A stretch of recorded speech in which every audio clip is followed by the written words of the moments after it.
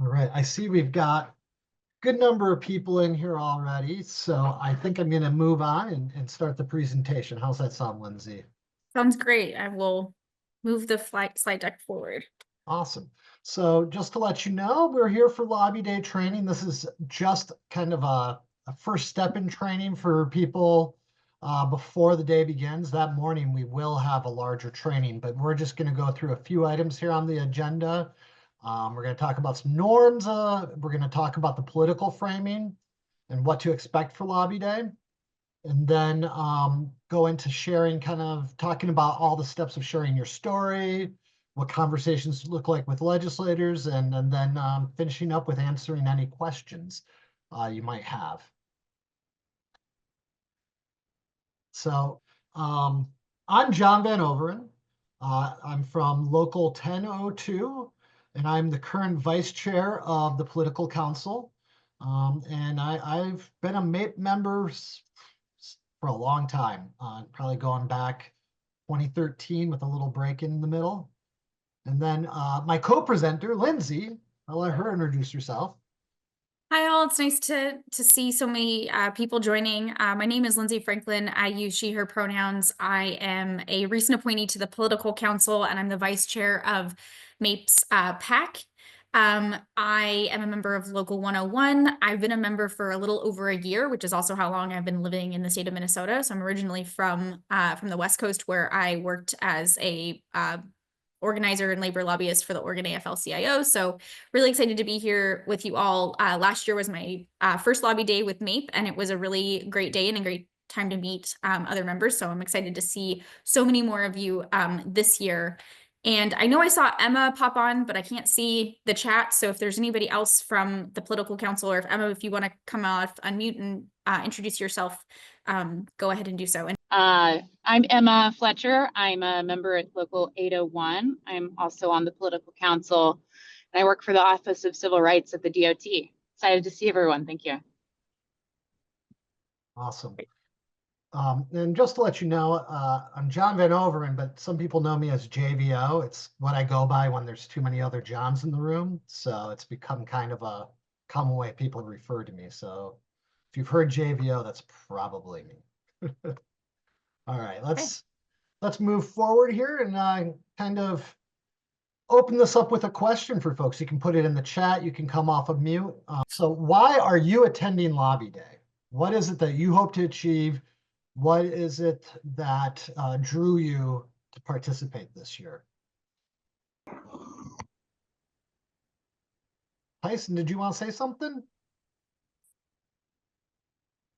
Sure. I'm trying to get my video to turn on. Oh, there we go. Okay. Sure. Yeah, no, I like attending Lobby Day. I think, everyone, is, a civic duty. I feel like you should vote.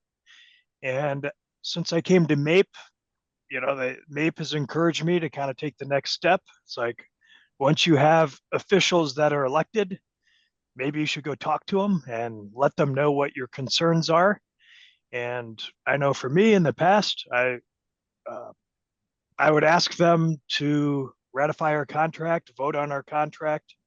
I am kind of curious, like, if that kind of changed, like, they don't need to approve our contract now, so maybe my conversation with them might be a little differently. So I guess that's kind of a question that I have. And I know the district that I represent, or that I am represented by, is 36B. It's typically always been Democrats. And I've always wondered, like, gosh, they always vote for our contract. Do I need to show up even? But, now that they know my name, I feel it's a good, regardless of what political party they're in, it's good to support the people that are supportive of us. So that's why I continue to do it year in and year out. And I would be curious as far as how the conversation may change, because I think there's some really good, when we had the trifecta in 23, I think there's a lot of laws that were passed that, like the SARE went away. We don't need to have a floor vote anymore. Once MMB and MAPE agree, it goes to a MAPE vote. And as long as we agree, then we kind of stay out of being political pawns, which is something that I appreciate. Sure. Yeah, and Tyson, to your like, so we don't need them to vote. What are we going to ask for? We will be addressing that in just a moment. Yes, right, exactly. Because we do have two key things that we're pushing this year for Lobby Day. Okay, great. Yeah. Anybody else want to say something before we move ahead? Want to come off of mute? I will. I- Oh, sorry, you can go. okay, I'll go. I'm Victoria. I'm in local 401, although my Senate district is District 3 because Stassen at Revenue is my home office. But during the pandemic, I moved way up north. So I guess my reason for attending is because I live in a very solid red district and I need my representatives to hear my voice, even though it is different from theirs. Yeah. Great point, Victoria. Yeah, so my name is Justin Hackensmith. I'm with the Department of Revenue, and then 401 is my local union or whatever. So the reason I'm attending is basically with the new administration, there's basically a massive assault on public employees. And if we think that we're going to be protected living in a blue state, that may or may not happen with future elections, especially if you get some, Republicans in office. They're just not as favorable to the concerns of public unions. And so we need to voice our opinion now.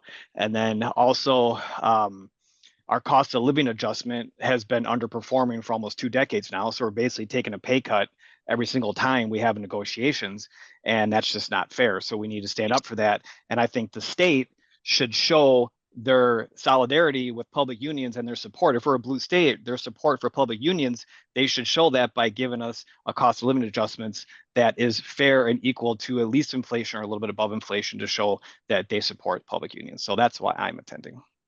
Awesome. Thanks, Justin. Yeah, it's interesting, right? If you look back over 20 years, we got real close under Dayton, real close to being even. But yeah, it's a very good point.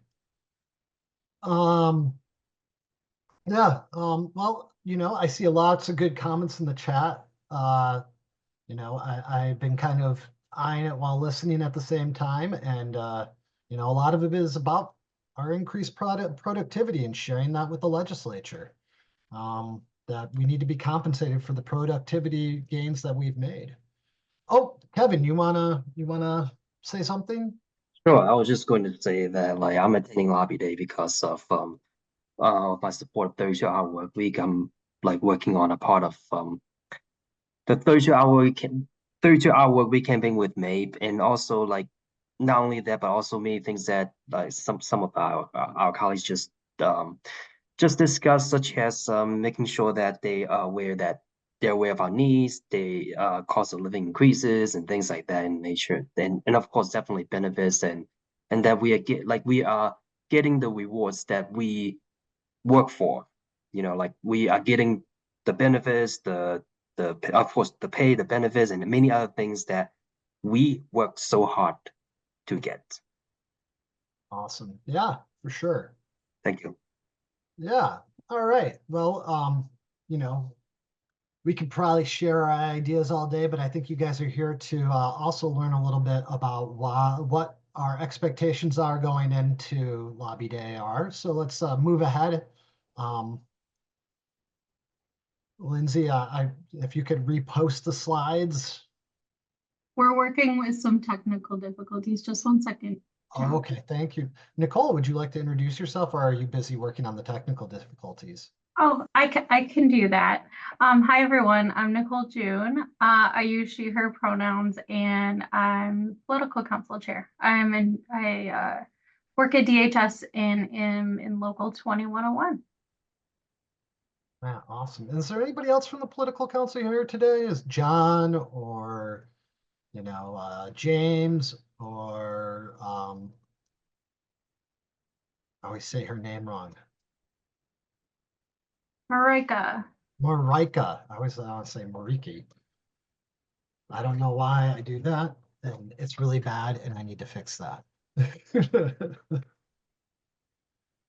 Many of us are brand new to the political council this year, so we're all learning to get to know each other. Hot summer. Thanks. That's a great one. All right. Well, in the meantime, while we're waiting for the technical difficulties, I can talk about the two key priorities of this lobby day for our political framing. And the first one is protect our jobs, fund our agencies, no cuts. And that kind of is a broadband look of like, we know right now that our current biennium we're funded for, right? We have barely a surplus, probably not going to last long under this session.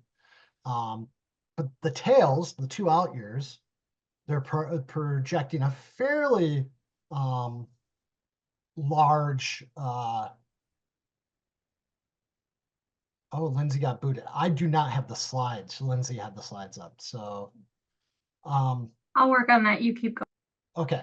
So we know that there's some threat there, right? They could be making cuts for those out years where we have that significant deficit.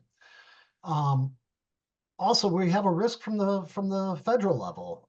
They already tried to freeze federal funds once. I'm sure this is not the last attempt. And many of us are funded with federal dollars, or the person sitting next to us is. I work in special education, doing the data analytics and reporting for federal outcomes at the Department of Education. And, my job's at risk. There's people who are on grants, federal grants at risk, right? And so we're all very concerned about that. And the state needs to step up and make sure that the work that we're doing for Minnesotans continues. The second piece is, given all the concerns about funding shortfalls, is that we're asking them to tax the rich, for them to pay their fair share, tax rich and corporations, not regressive taxes on the working families of this state. It's time for us to have a much more equitable tax system. And it's important, this is something that the legislators can do. They don't improve our contract anymore, but they can increase state revenue.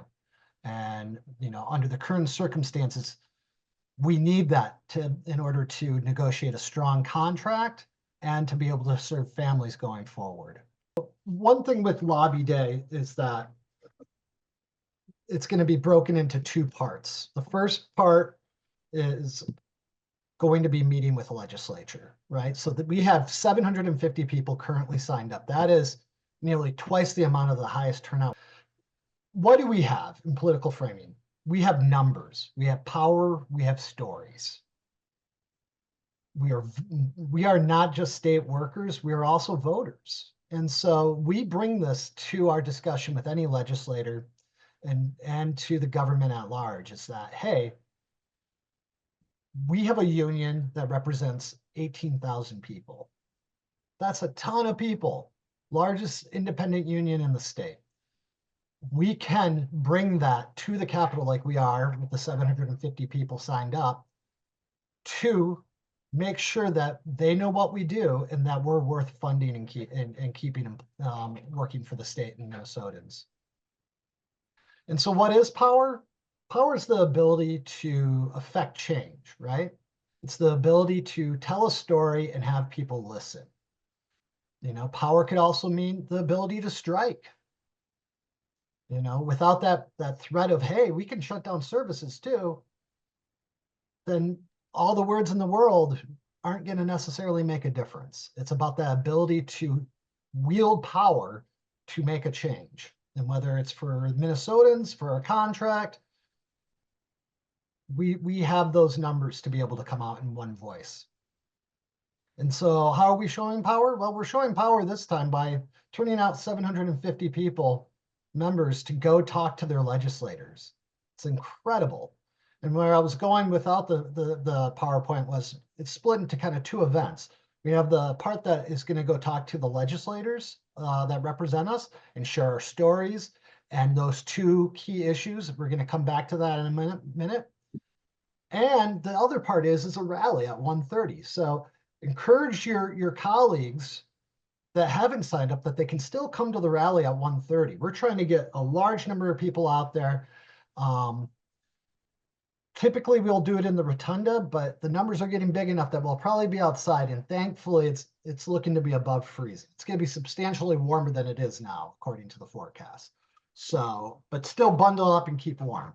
And the more numbers that we can get out, the more power we show to the legislator. Because if we can get up 750, 1,000 people for this rally, what does that mean when our contract's on the line?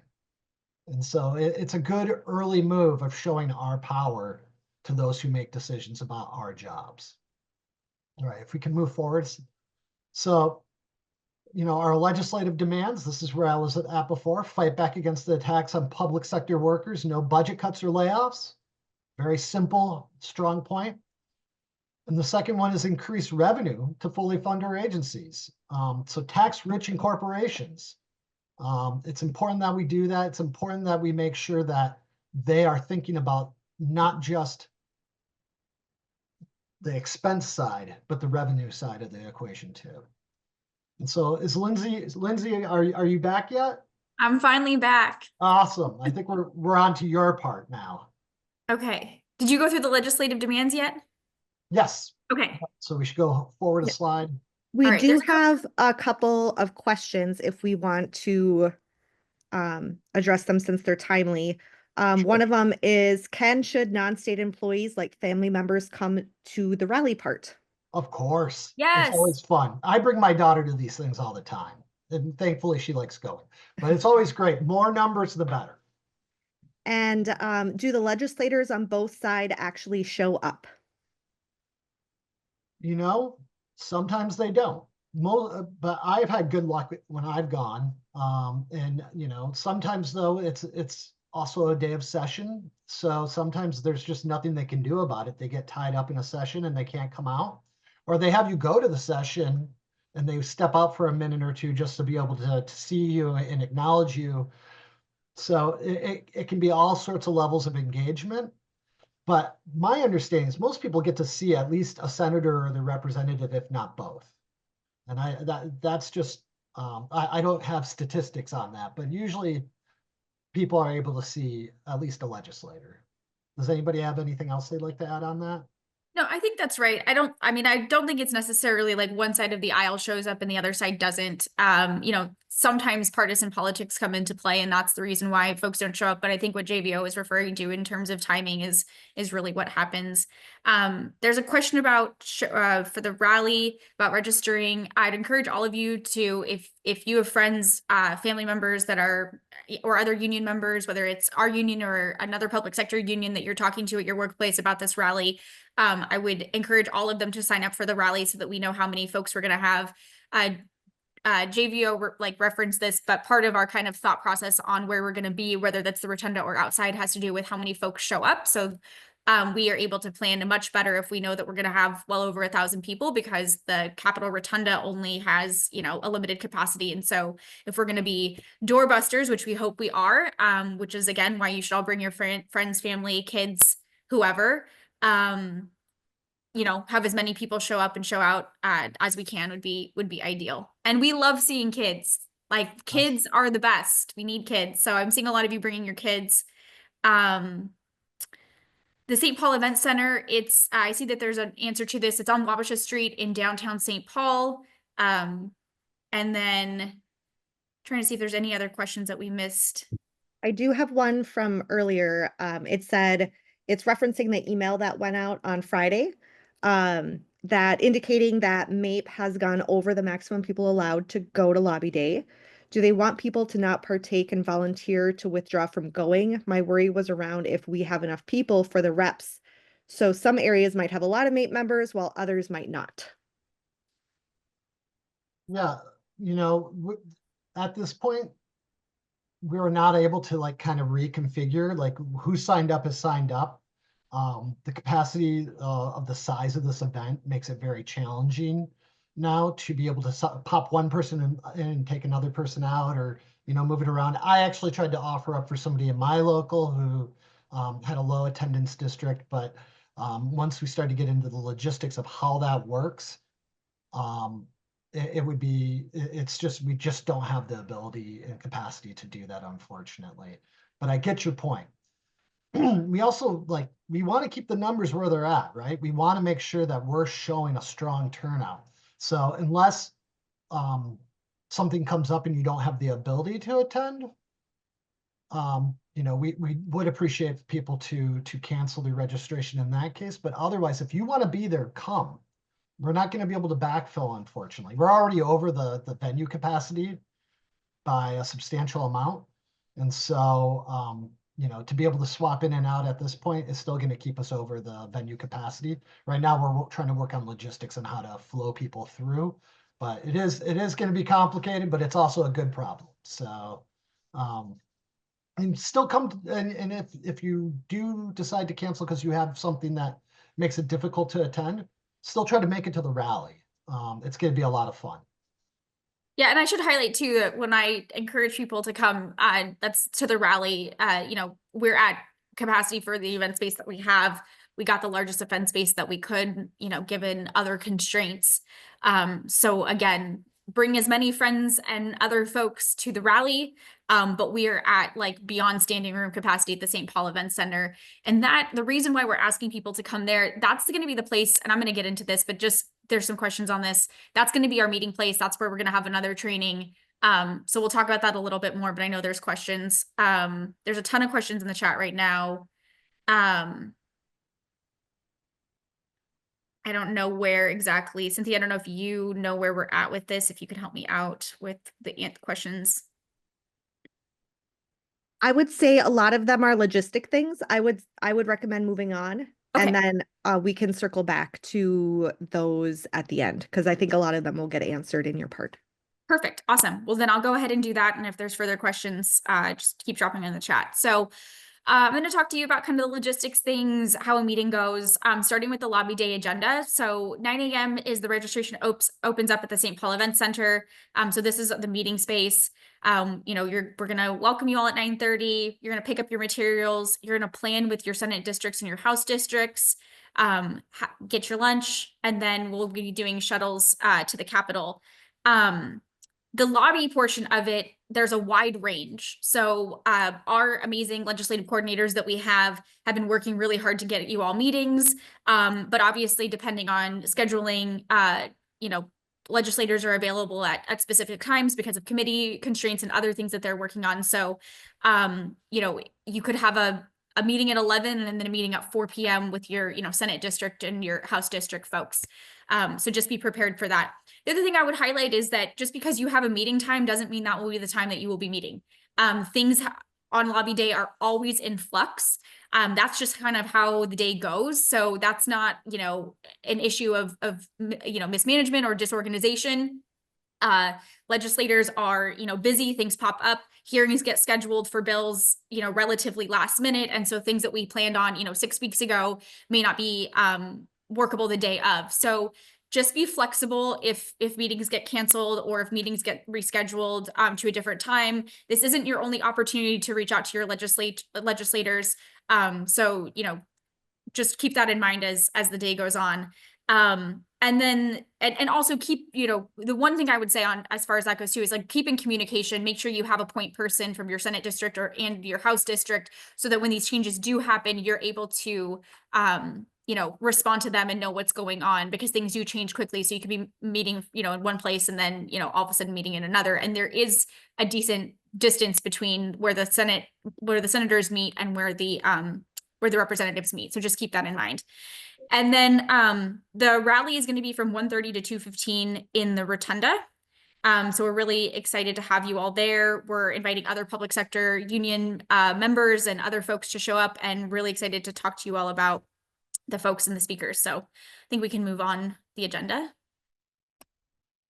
Okay, travel logistics. We do have parking spaces at the event center. I don't know exactly how many spaces we have. I don't know, Nicole, if you're on, if you can jump in and answer that, but we are encouraging people to carpool if possible. Obviously reduces mileage costs, which is, you know, all of lobby day is funded by our dues. So, you know, being good stewards of our money is always important. And then of course we love our environment. So we want to be environmentally conscious. It's really easy to get there in public transportation. Like downtown St. Paul has a ton of bus lines that go to it from all over the metro, as well as the Green Line that gets you right there. So there's lots of public transportation options as well. Move forward. Last time, this is always an area where we get lots of questions. So I will take my time. And if you have questions on last time, please put them in the chat. For members who registered for lobby day, I want to be really explicit on that. For lobby day, not the rally portion of it. Last time will be reimbursed.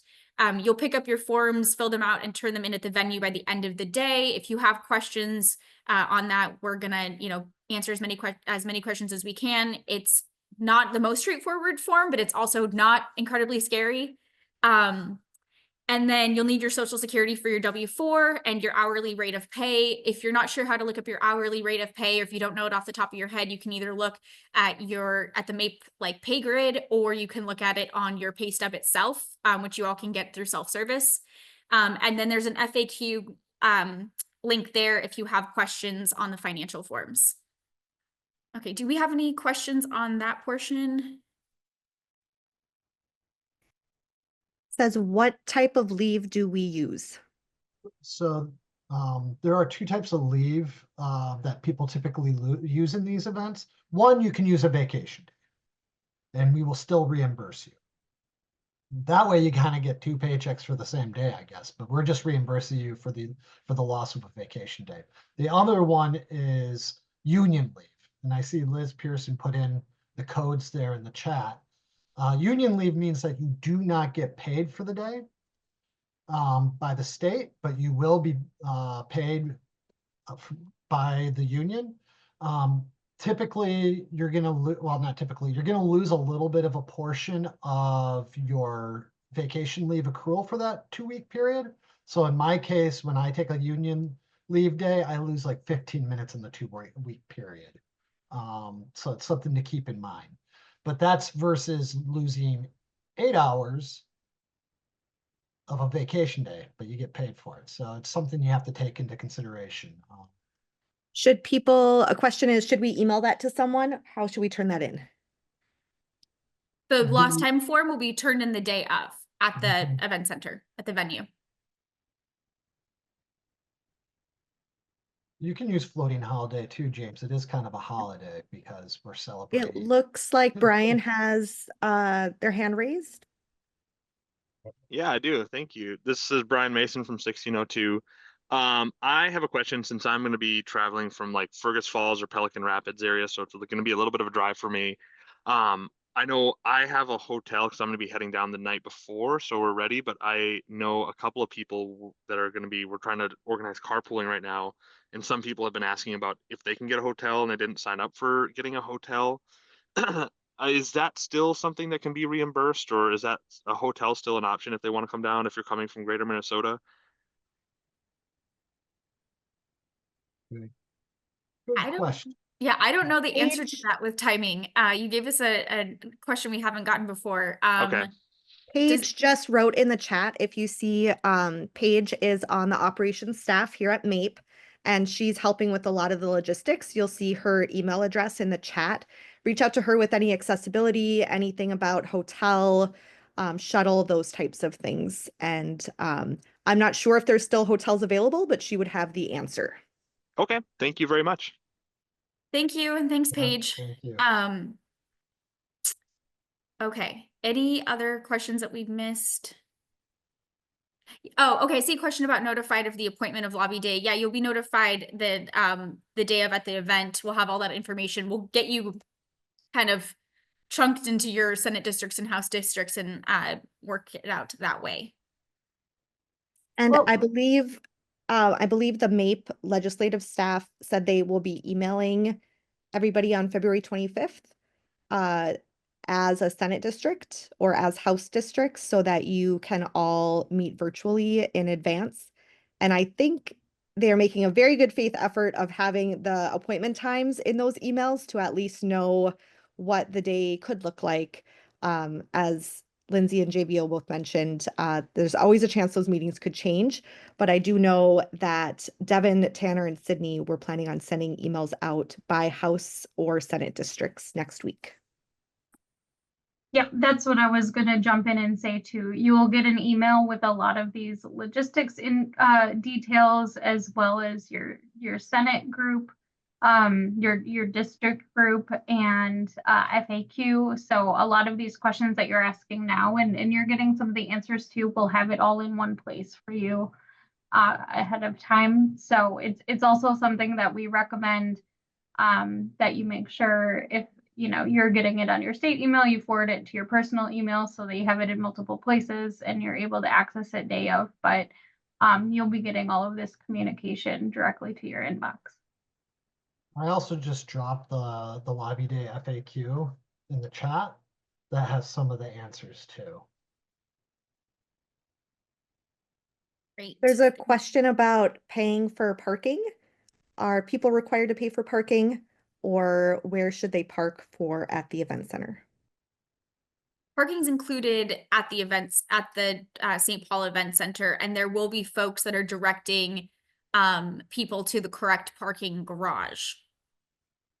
Day of. People are instructed to get a receipt and then they put that on the reimbursement form.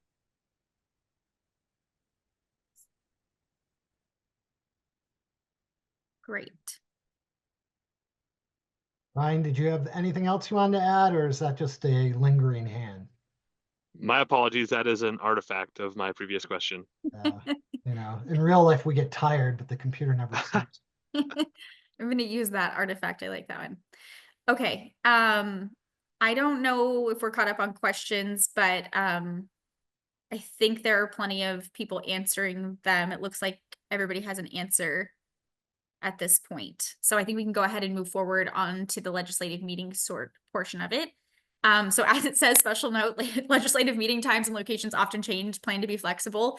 That's true probably this year more than ever. I will also say that from a logistical standpoint, the House isn't meeting in their typical space. They're meeting in the Centennial Office Building, and it's a really strange space. I do legislative work as my real full-time job, and I can just tell you the representatives are meeting essentially in cubicles, and there's not a lot of space when you go into the Centennial Office Building. So those of you that are in the bigger Senate districts and House districts, or I should say House districts, just be aware that when you're walking into the Centennial Office Building, if that's where you end up meeting your legislator, your representative, you will be in a very tiny welcome area, and there will be other people there as well. So we're going to be tight in a lot of spaces, and just be a little bit comfortable with that, I would say. Paige, I think, and Nicole referenced this, I should say, getting together and getting organized prior to is going to be really important. So, getting each other's phone numbers so that you're ready day of and you can text each other, and, come up with meeting points, will be really helpful. That way you can all kind of travel together as your House district or your Senate districts, depending on which meeting you have first. And that's the other thing is, you probably all know this or may know this, but for every Senate district, there's 2 House districts. So just keep that in mind as you all are organizing with each other, that you will have to organize, kind of split with your House districts, but all your Senate folks will meet together. So there's a few different roles at a lobby meeting. So the first is a facilitator. So this is going to be the person that introduces the group, keeps the meeting kind of on track, and make sure the critical questions are asked. This person is probably somebody who is maybe more comfortable with the legislative process, has maybe gone to a few lobby days. I would say our veteran folks who are used to pushing legislators. I would highly recommend you all, self-select for this kind of role, so that our newer members can see how the process goes and feel more comfortable. We do have a lot of people who this will be their first lobby day or maybe their first experience with this type of situation. So just want to make sure that folks that are experienced can take on the roles that require it. A storyteller. This is really critical. It's an intentional, well thought out personal story, just a couple of minutes. And it's really about how the choices that the legislators make impact you and impact your community and impact the state of Minnesota. So talk about, what a funding cut would do to your agency, or what staffing cuts would do to your agency, and what kind of things are you seeing now, and how will it impact you as an individual Minnesotan, and how will it impact your family?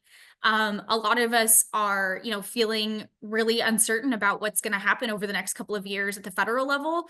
And that's not really helped by things that are happening at the state level. And we all have compelling stories. So, you know, work together to find, you know, find a person that feels comfortable talking about themselves, talking about the impacts, the choices that the legislators will make on them, and can do it in a compelling way and succinct, because, you know, legislators don't have the biggest attention span. And then, you know, we're going to have the question asker. So this, sometimes we have legislators that get off topic. They want to talk about their dog, or, you know, what they did this weekend or whatever. I mean, they're humans, they have busy lives, and at times they're not always on topic. So we want to make sure we have somebody who can redirect the conversation back to topic, and to the personal stories as necessary, and then responsible for making the final ask. So the final ask is really what we're here for, which is, you know, are you going to support, you know, the initiatives that MAPE is asking? Are you going to fully fund our agencies? Are you going to ensure that there are no cuts to state employment?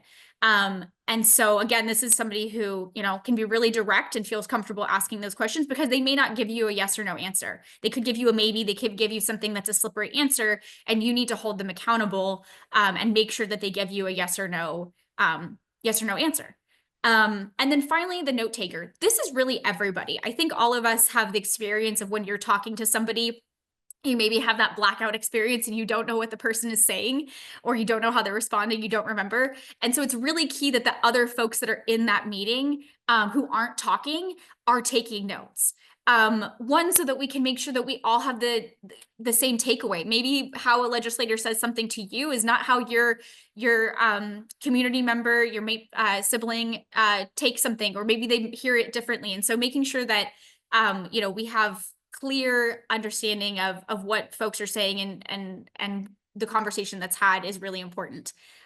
So whether that's taking mental notes or physical notes, I would highly recommend taking physical notes, but if mental notes is sufficient for you, just make sure that you're, you know, keeping track as other folks are doing their other portions. So I think we can move on. Actually, I should stop and see if there are any questions. Looks like they've all been answered. Okay. So for facilitator welcome and introductions, this is really going to be dependent on how big your group is too. You may not have time to get through all of this. You may have 25 people with you if you're in a big district. And so it may not make sense for you to do all of the welcomes and introductions, but if you do have time, here's a little spiel that you can use. So, you know, really want to introduce your name, your agency, your job. And then if you're in a leadership role at MAPE, also talking about that as well.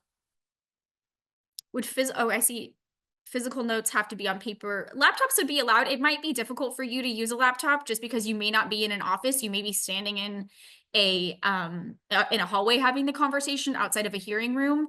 I would think that maybe an iPad, some sort of tablet would be easier, but yeah, phone note would be a great option for that. And then moving on to the facilitator, you know, they're setting the stage. So they're saying, you know, thank you for making the time to meet with us. You know, each one of us helps make Minnesota work, but to keep things brief today, we have two members who will share a few thoughts with you today. So these are going to be the people, again, that's going to keep the meeting on its tracks, and they're going to tee it up for the storyteller. We talked about this already, but your story matters. These are really compelling stories, and you know, this is really going to help our members who, particularly those that are, you know, on the more moderate side. And obviously, it helps give ammunition to our champions, and helps, you know, for people that are opposed to our agenda, it helps give them an understanding of what their constituents want and how they're going to be impacted. So this is really important. And in some ways, it's some of the most important things that you can do in Lobby Day. So who you are, what work you do for the state, why that work is important. We all do very important work, and we all serve the people of Minnesota. So making sure that you celebrate yourself and kind of, you know, talk about the good work that you do. And then, of course, you know, explaining to folks why it's important for workers to have a strong place in voice in the workplace. You know, we're all deeply impacted by the state budget, you know, more than anyone else because of our jobs. So make sure that you're holding them accountable to the choices that they make. And then why is it important that your legislator supports you? I think, you know, we all know why it's important. I mean, we're going into a really hard budget year, and we're going into a really hard negotiations, and we need to make sure that we keep jobs for folks. And so if you're in a position where your job is potentially on the line, you know, talk about that and talk about why that's important that your legislator supports you and keeps you, frankly, employed. Okay, we can move on to storytellers. Okay. And then make the ask.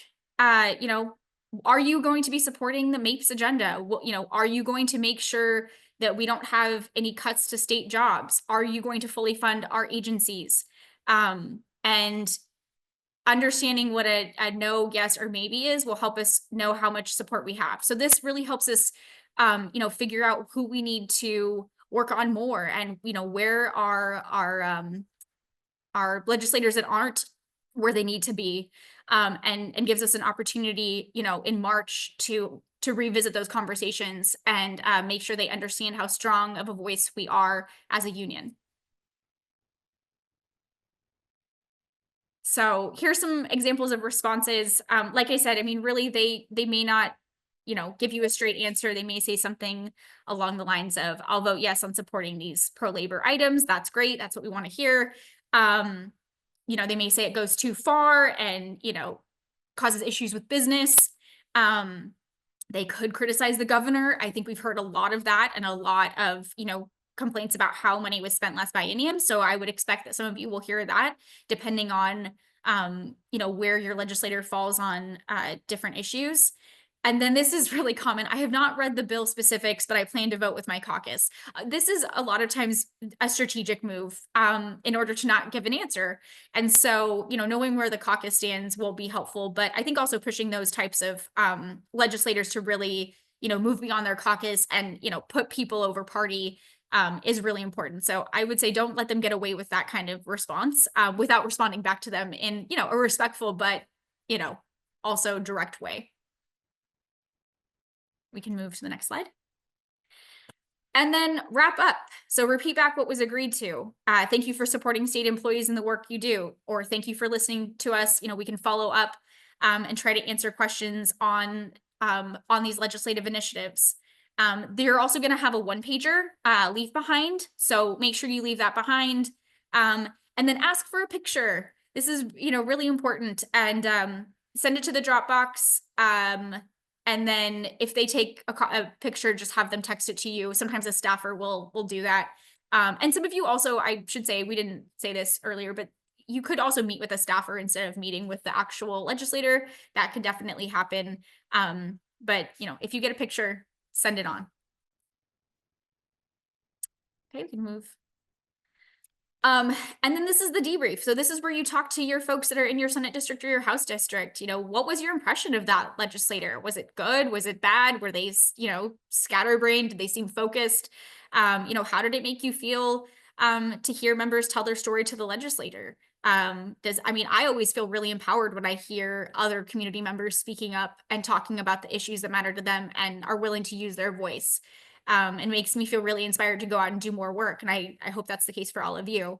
And then follow-ups, you know, send notes to the action@mape.org. But, you know, what do you need to do to follow up? Are there questions that were posed to you from the member? Is the member, you know, maybe wishy-washy, and do you need to do some more follow-up? And then, you know, making sure that everyone has what they need to follow up with the legislator with a thank you and their own story. So again, this isn't your only time to speak with your legislator. It's really important that we can do continuous engagement. You know, this is one step to getting a good contract and to, you know, building worker power. But using your voice and following up with your legislator is really important, both to say thank you for their time, but also, you know, to make sure that we're holding them accountable. And so that's part of what that follow-up is as well.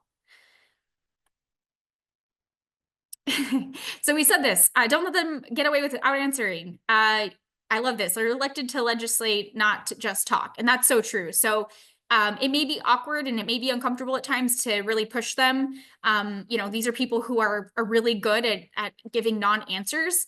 And don't let them do that to you. They're your legislator. They work for you. You're their constituent and they need your vote. And so make sure that they answer the questions that you ask. and be direct and forceful, you know, again, respectfully, but you know, make them squirm if you need to. It's okay to make them uncomfortable. They're going to make choices that make all of our lives more difficult. At the very least we can do is make them a little bit uncomfortable. You know, we've said this a ton. Your voice is so important. Your experience is important. And then again, taking notes, it's really a benefit to your fellow MAPE members is to take notes. It's really at their benefit and your benefit. So that we can do really strong follow-ups and make sure that we're getting the information to the legislators that they need. What to do if you don't have a meeting scheduled or if it gets canceled? Again, we said this is really likely to happen. So take that time to write your legislator a letter or an email. You know, it'll be harder on the House side because they're not in the regular building. So getting to their mailboxes isn't really doable, but write them an email. And, you know, talk to them about the issues that you weren't able to talk to about them today. You know, schedule another meeting if you can. A lot of these folks will meet on Zoom or on Teams as well. So if you can't meet with them that day during working hours, you know, try to find a time on a weekend or when, you know, committees aren't meeting or in district to meet with them. And then take pictures of your group at the Capitol and post it on social media and to the Dropbox. So there's a link to the Dropbox that I referenced before.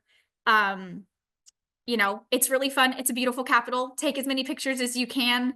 And, you know, we really want to show out on social media as well to show legislators in all capacities, in all ways, in all mediums that we have a really strong voice at MAPE and that our public sector unions are going to fight back against the cuts that they may be proposing. Okay, I see there's 23 messages in the chat. There's been a lot of good responses to some of them. The latest one that came in was just, is there a dress code? And with that, there was a lot of chat about MAPE swag, MAPE shirts, purchasing in the MAPE store, talking with your local. So what to wear and how to get MAPE gear. And we will have some swag. We do have some scarves. If you have some OG swag, I highly recommend that you use that, whether hats, scarves, whatever. And yeah, dress warmly. I would say you don't I mean, you can dress however you feel most comfortable. I don't think you need to be overly formal, like certainly no suits and ties. If jeans are comfortable for you, I think that's perfectly fine. You know, we want to be professional, but again, being comfortable is also really important and warm, especially if we end up being outside. A question, if this is being recorded and shared with everybody. Yes, it will be. It is being recorded. There was a training last week as well, in addition to this one, and so we're going to work out which one we're going to post, as well as. I'm sorry, a suit in this economy. I love that. Thrifting for suits is a great way, just so you know. But yes, it will be posted, and we'll get an FAQ.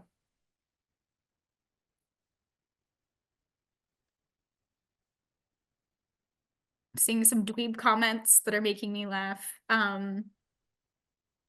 Liz has their hand raised. Liz. Liz. Yeah, hi. Hi, Hello, Liz. John. Okay, so I just want to make sure I understood correctly. So the idea is that you should go to the event center in the morning, carpool if you can, and then MAPE will be shuttling folks from the event center to and from the Capitol then? Yes, we will have a shuttle that's going to and from the Capitol. We also are planning on doing a march for those who are able and aren't afraid of the cold from the event center to the rally. So, Ooh, okay, yeah, okay, so, all right. We're pretty excited about that. But yeah, there will be transportation back and forth. Okay, awesome. Thank you. I just wanted to make sure that I like understood that and I'm carpooling with a bunch of folks so then we can get our jazz together. So thank you. Yeah. Yeah. And there was another question. The event center, just to be really, really clear and put a fine point on it, is in downtown St. Paul. It is on Wabasha. It is, we will not be having a bus from the MAPE office to the event center, as far as I know. I haven't heard anything related to that. It would just be from the event center up to the Capitol. Christine? Thanks. A couple of questions. One, are there any volunteers still needed for helping on Lobby Day? I have a couple of people in my contract action team interested, and who would I let know if, or just post that question to? Cynthia or Paige? I mean, I guess Paige, not Cynthia. Yeah, you can email them to me. I have the volunteer sign up. Okay, excellent. I'll put my email in the chat one more time. Thank you. My other question, I'm getting questions from folks as we're getting closer. What if they can't participate? They really wanted to, but can't come to Lobby Day to meet with their legislator. I know the FAQ lists that there'll be a toolkit, so I just want to check in on that. I want to give them, just share news, please, of what's going on with that, or when it'll be available, so I can tell them what to expect. Thank you. Yeah, call your legislators, send them emails, schedule with them for a different day. Again, this isn't the only opportunity to reach out to them. They're available, and you know, so, and the other thing I will say is, you know, if they know other people in their district, particularly that can't make it, you know, buddying up and going to those meetings on a different day is another great option, especially if it's a first time that folks are getting involved. Yeah, and Christine, the other thing I'll say, I put the link in the chat, the page on the MAPE website for the public worker attack response. If you scroll to the bottom, there is a script that is useful for both federal and state legislators to talk about the importance of public service and sharing your story. We're also working to update that as situations progress, right, to be the most relevant message that we want to get across, but that can really be used for this situation as well. So there's also a link there for folks to find their legislative district if they don't already know, so that you can use that to reach out to folks who can't attend. Very good. Thank you. Yeah, and if they're close to the Capitol as well, I would highly encourage them to go to the rally if they have time, if they can take time on their lunch break, even if they can only attend a portion of the rally. That would be a really good way to get involved and to get connected with other folks from their district as well. Victoria? I was just wondering, I know you said some people will be meeting with their senators and some will be meeting with their House representatives. Will we be able to choose who we talk to? So I think our aim is to have you all meet with both. I mean, that would be ideal. What will happen though is, you know, we either can't get a meeting with a legislator on that day, or something happens and, you know, the meeting gets rescheduled or gets canceled. So it won't be something that you all necessarily have the choice in, but it might be a more portion of logistics. But again, if you can't meet with the person that you're hoping to meet with, I really encourage you all to reach out and an alternative way or time, especially after you connect with the folks that are from your district, and maybe can coordinate something together. Maya? Hi, thanks. I had a couple of questions that I think have also been asked in the chat as well. The first one is, if we're already going to be coming from the Capitol complex, do we still need to meet at the event center? Or I guess, like, what's the meetup space going to be for, like, the training and everything? And then also wondering if there's going to be, like, a written schedule for the day at any point. Yes, you're highly encouraged to come to the event center, at least to make connections with your Senate district and House district folks, and to attend the training. Lindsay froze. I'll pick up. Prior to, but again, we really want you to come to that portion. If you're working in the Capitol complex, I don't know if you're a legislative worker, so obviously those of us doing legislative work have, you know, things that pop up. Oh, and my internet isn't the most stable. JVO, you might have to jump in. My internet's starting to cut out. Yeah. So yeah, you know, we want people to come to the event center because that's where the forums are. That's where we're going to have you meet up with your group. There will be some additional day of training. I do know that a couple of locals are planning on doing a meet together, and so I would coordinate with your local LCAT if something like that's going on. But we really do want people coming to get their materials or at least meet up with their Senate district teams at the event center.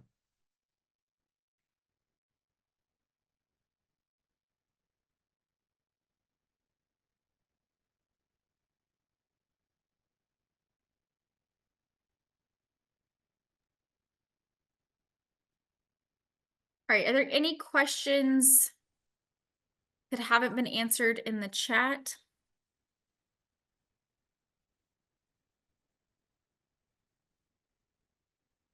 Right, well, I see a question about the requirement and time commitment for volunteers. I think that depends on the volunteer role. So there's a wide variety of roles that are available. Yeah.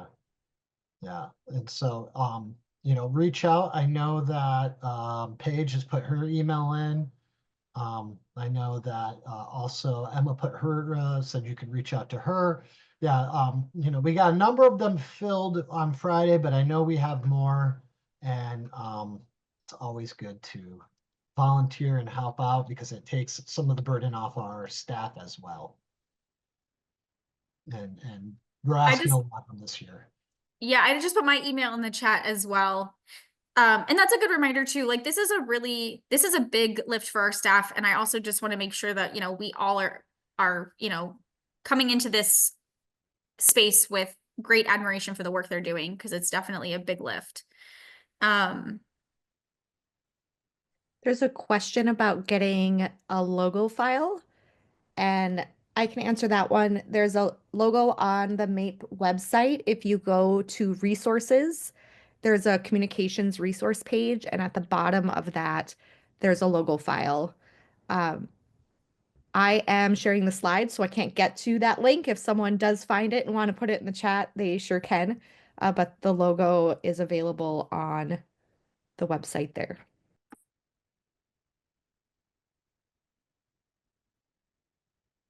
Great. Are there any questions that haven't been answered that folks are still curious about?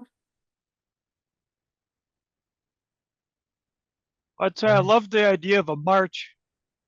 I want a march. I just need a sign. If you got a sign you want me to carry, I'd be happy to carry it.